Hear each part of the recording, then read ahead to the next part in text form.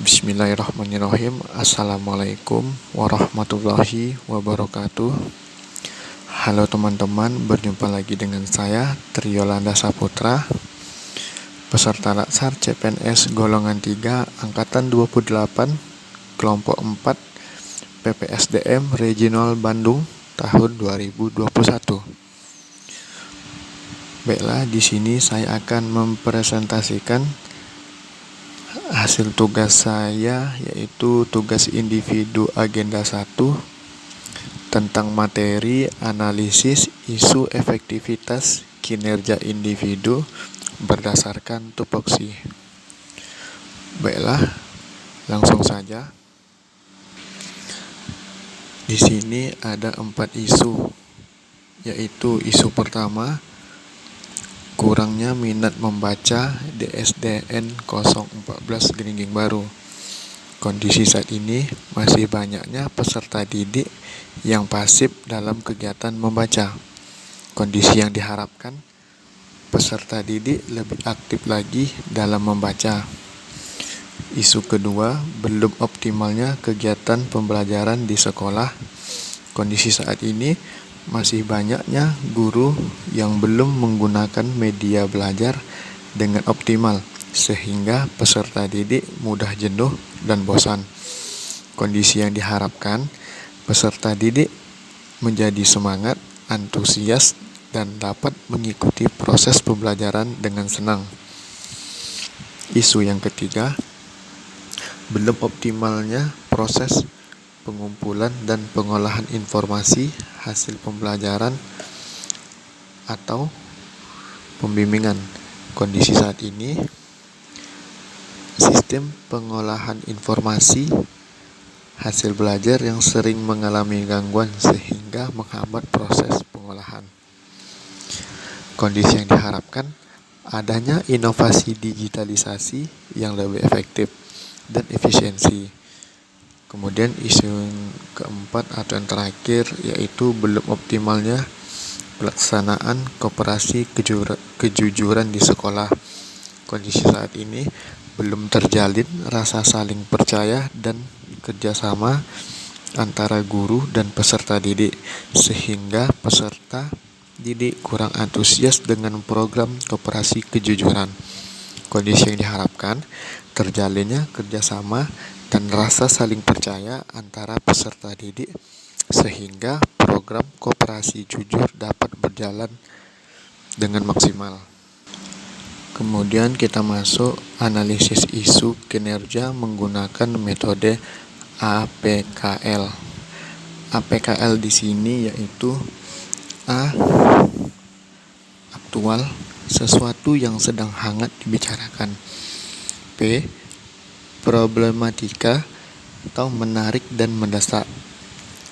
K, khalayak atau yang menyangkut banyak orang. L, layak atau pantas, realistis sesuatu.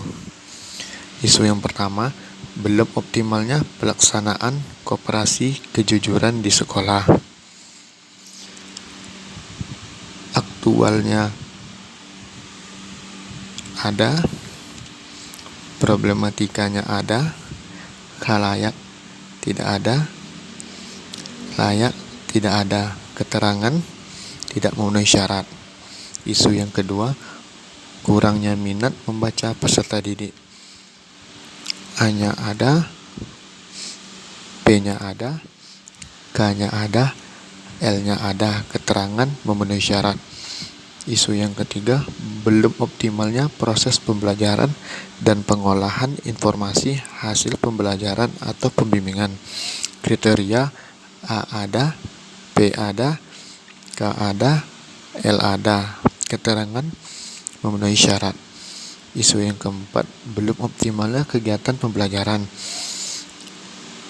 A-nya ada, P-nya ada, K-nya ada,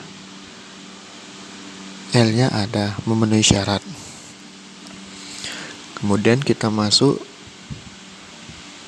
yang berikutnya, yaitu memvalidasi isi menggunakan teknik USG.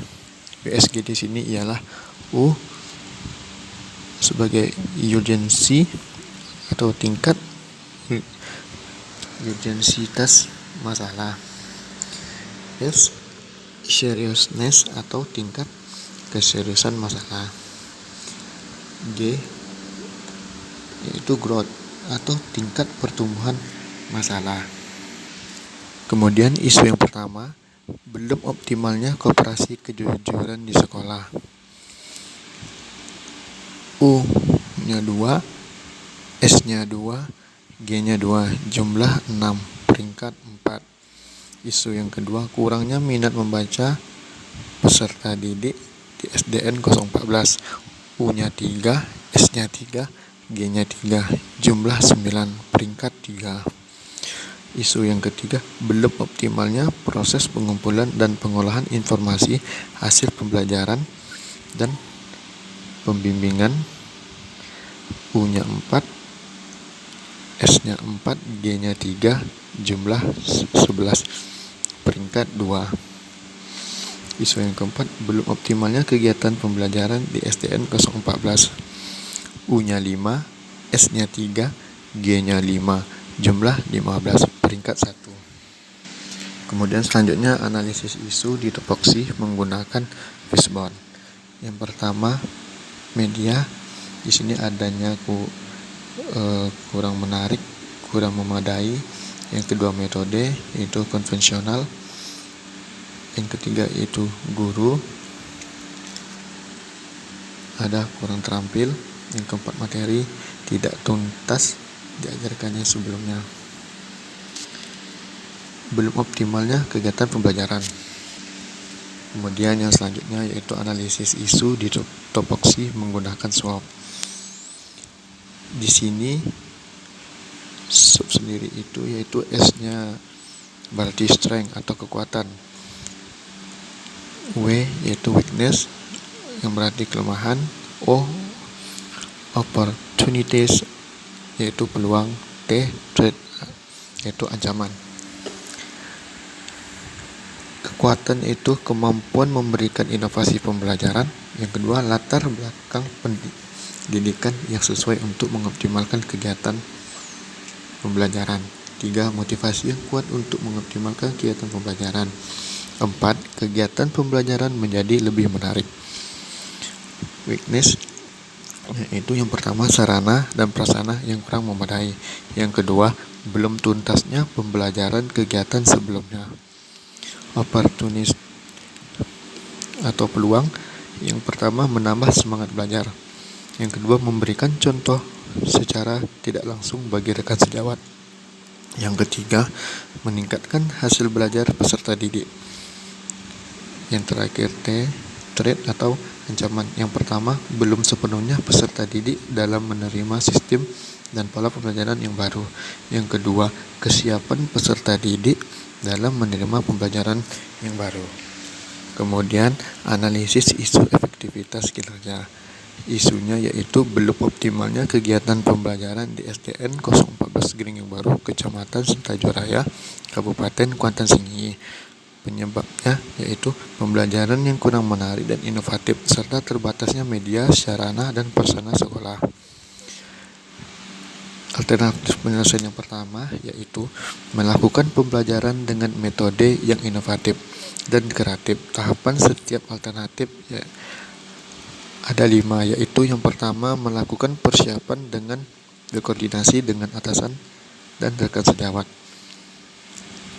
Yang kedua, melakukan perencanaan dengan membuat rencana pembelajaran. Yang ketiga, menyiapkan alat dan bahan ajar. Yang keempat, melaksanakan kegiatan sesuai waktu yang telah ditetapkan. Yang kelima, mengevaluasi hasil belajar. Hasil yang diharapkan, hasil belajar peserta didik meningkat. Para pihaknya yaitu Kepsek, guru, dan peserta didik. Alternatif penyelesaian yang kedua yaitu membuat media pembelajaran yang inovatif dan kreatif. Tahapan setiap alternatif di sini ada 3, yaitu yang pertama, menyesuaikan media pembelajaran dengan materi pembelajaran. Yang kedua, menyiapkan alat-alat dan bahan. Yang ketiga, membuat media pembelajaran yang inovatif dan kreatif. Hasil yang diharapkan, kegiatan belajar menjadi lebih menyenangkan bagi peserta didik. Para pihak di sini yaitu guru. Baiklah, itu dia hasil presentasi saya mengenai analisis isu efektivitas kinerja individu berdasarkan tupoksi. Lebih dan kurang, mohon maaf, sekian. Terima kasih. Wassalamualaikum warahmatullahi wabarakatuh.